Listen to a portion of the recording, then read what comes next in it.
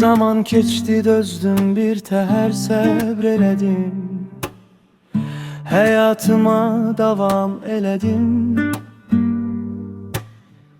Unutmağa çalıştım, yeni səhifə açdım. Ay,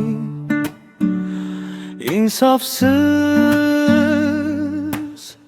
seninle keçdi bir ömür, neyləsəm də heç bir faydası olmadı.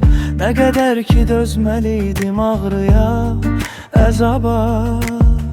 Get səni bir dəfəlik silirəm həyatımdan.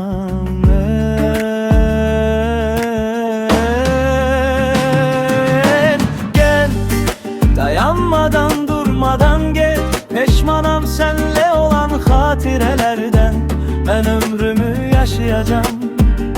Sen ise tek kalacaksan, özün özünle barışacaksan. Git, arkaya bakmadan çık git.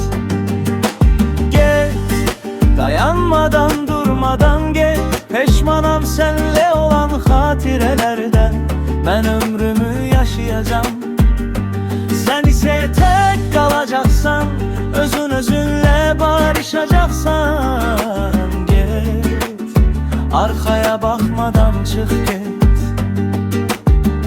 Zaman keçdi dözdüm bir təhər səbr elədim, həyatıma davam elədim. Unutmağa çalıştım, yeni səhifə açtım. Ay, insafsız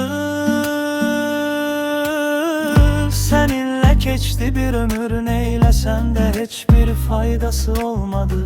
Nə qədər ki dözməliydim ağrıya, əzaba. Get səni bir dəfəli silirəm həyatımdan.